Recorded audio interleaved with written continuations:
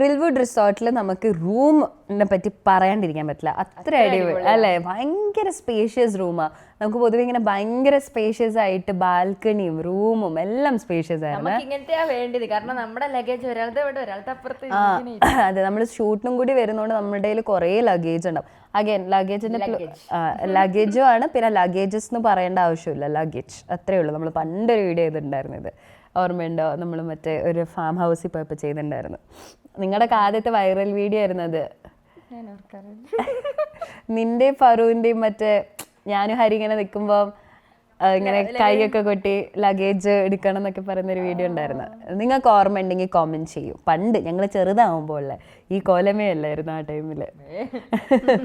Okay, so നമുക്ക് actually ഇവിടെ ഭയങ്കര കംഫി ആയിരുന്നു. എസ്പെഷ്യലി എനിക്ക് വയ്യാണ്ടായിട്ടുണ്ടായിരുന്നു ഇന്നലെ. അപ്പോൾ ഞാൻ ഫുൾ ബെഡിലായിരുന്നു. അപ്പം യൂഷ്വലി വീട്ടിൽ നിന്ന് മാറി നിൽക്കുമ്പോൾ എനിക്ക് ഉറങ്ങാനൊക്കെ ഭയങ്കര ബുദ്ധിമുട്ടാണ്.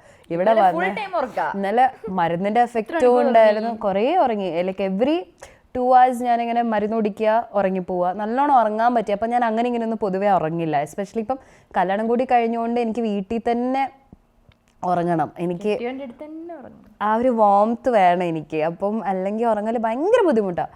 പക്ഷേ ഇവിടെ വന്നിട്ട് എനിക്ക് അങ്ങനെ ഒന്നും ഫീൽ ചെയ്ത് ഭയങ്കര കോസി ആയിരുന്നു. ഭയങ്കര homely feel and very comfy. ഒന്നും പറയാനില്ല കേട്ടോ. ഓക്കെ, നമ്മൾ വിഷയത്തിന് തന്നെ മാറി.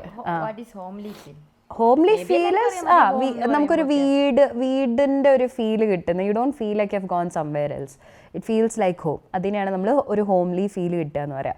ആൻഡ് ഇവിടെ കിടക്കാൻ ഭയങ്കര സുഖമായിരുന്നു എന്ന് പറയുകയാണെങ്കിൽ it was very comfortable to sleep here. Comfortable എന്നൊരിക്കലും പറയരുത്, it's comfortable. Okay, and room ഭയങ്കര സ്പേഷ്യസ് ആയിരുന്നു എന്ന് എങ്ങനെയായിരുന്നു പറയാം? Room is very spacious. Okay, and ഇനിയിപ്പം നമ്മൾ ബെഡിലാണല്ലോ ഇരിക്കുന്നത്.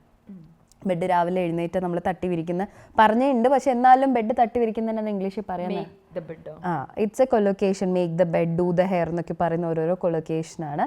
Make the bed is bed തട്ടി വിരിക്കുക, ഡൂ ദ ഹെയർ ഇസ് മുടി ചെയ്യുക. അതേപോലെ പാത്രം കഴുകുന്നതിന് നമ്മൾ ഡൂ ദ ഡിഷസ് എന്നാണ് പറയാം. ഓക്കെ, ഇനി ബെഡ് നമ്മൾ നല്ല വൃത്തിക്കാണ് തട്ടി വിരിച്ചതെന്ന് എങ്ങനെയാ പറയാ? വൃത്തിക്കാണ് തട്ടി വിരിച്ചത്. The bed is made very neat. Neatly എന്ന് പറയാം. Okay, they made the bed very neatly എന്ന് പറയാം. എനിക്ക് ഈ റൂമിൽ ഏറ്റവും ഇഷ്ടപ്പെട്ട സംഭവം എന്താ? എനിക്ക് ഞാൻ ബെഡിൽ തന്നെയായിരുന്നു. എല്ലാവരും ഷൂട്ടിന് പോകുമ്പോൾ ഒക്കെ ഞാൻ ബെഡിലായിരുന്നു. അത്രയും വയ്യാണ്ടായിപ്പോൾ. അപ്പോൾ എനിക്ക് ബെഡ് തന്നെയായിരുന്നു. അപ്പോൾ ഈ ബെഡ് വൃത്തിയില്ല എന്ന് നമുക്ക് പറയണമെങ്കിൽ എന്താ പറയുക? അൺടൈഡി. ടൈഡി ഈസ് വൃത്തിയുള്ളത്, അൺടൈഡി ഈസ് വൃത്തി ഇല്ലാത്തത്.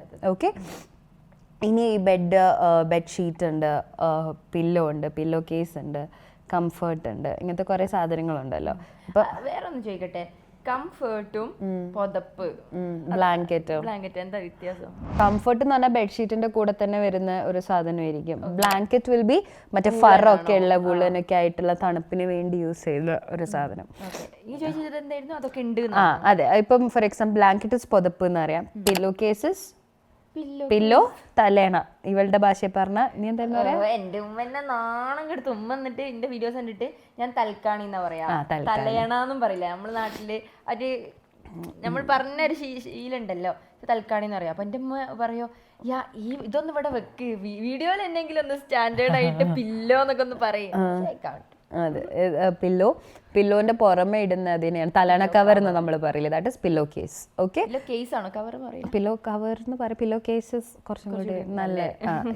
പിന്നെ നമ്മൾ യൂഷ്വലി ബെഡിന്റെ അടുത്ത് ഉണ്ടാവുന്ന 2 സ്റ്റാൻഡിനെയാണ് ബെഡ് സൈഡ് ടേബിൾ എന്ന് പറയുന്നത്. നമ്മൾ സൈഡ് സ്റ്റാൻഡ് എന്നൊക്കെ പറയും, but it's better you use bed side table. Okay, so bed side ടേബിളിൽ യൂഷ്വലി നമ്മൾ വെക്കുന്ന കാര്യങ്ങൾ എന്തൊക്കെയായിരിക്കും? ടെലിഫോൺ. റിസോർട്ട്സിൽ ടെലിഫോൺസ് ഉണ്ടാവും. അല്ലെങ്കിൽ ഫോൺ വെക്കും, ചാർജർ വെക്കും, പിന്നെ എന്തെങ്കിലും പെട്ടെന്നുള്ള മരുന്ന് ആണെങ്കിൽ അത് വെക്കും. ഒരു ഫ്ലാസ്ക്, എനിക്ക് എപ്പോഴും ഒരു വാട്ടർ ബോട്ടിൽ ഉണ്ടാവും. പിന്നെ എൻ്റെ റൂമിൽ ഞാൻ വെക്കുന്നത് സോക്സ് ഉണ്ടാവും.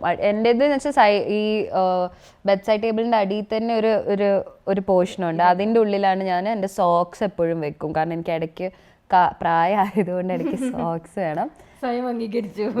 പിന്നെ ഞാൻ ഇത് വെക്കും, ഞാൻ വായിക്കുന്ന ബുക്ക് ഉണ്ടാവും. പിന്നെ വേറെ കുറച്ച് ബുക്സ് എന്തായാലും ഉണ്ടാവും. പിന്നെ വായിക്കുന്ന ബുക്ക് ലൈക്ക് കയ്യിലെത്തുന്ന ദൂരത്തി, അതിൻ്റെ അപ്പുറത്ത് കുറച്ച് ഇമ്പോർട്ടൻറ്റ് ബുക്സ്. അങ്ങനെ ഇതാണ് എൻ്റെ ബെഡ് സൈഡ് ടേബിൾ ഉണ്ടാവുക. ഞാൻ തന്നെ സൈഡ് ടേബിൾ എന്ന് പറഞ്ഞു. ഓക്കെ, സോ നിങ്ങളുടെ ബെഡ് സൈഡ് ടേബിളിൽ എന്തൊക്കെയാണ് നിങ്ങൾ വെക്കാറെന്നുള്ളത് താഴെ കോമെൻറ്റ് ചെയ്യണേ. ആൻഡ് ഇംഗ്ലീഷ് കഫേയുടെ കോഴ്സ് ജോയിൻ ചെയ്യാൻ ആഗ്രഹം ഉണ്ടെങ്കിൽ കോഴ്സിന് കോമെൻറ്റ് ചെയ്യാം.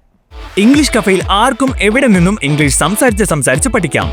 ലൈവ് ഇന്ററാക്റ്റീവ് ക്ലാസുകൾ, ഓൺലൈൻ വീഡിയോ ക്ലാസുകൾ, 24 hours നിങ്ങളെ സപ്പോർട്ട് ചെയ്യാനായി ഒരു പേഴ്സണൽ ട്രെയിനർ. കൂടുതൽ വിവരങ്ങൾക്ക് ഡിസ്ക്രിപ്ഷനിലെ വാട്സ്ആപ്പ് നമ്പറിൽ മെസ്സേജ് അയക്കൂ.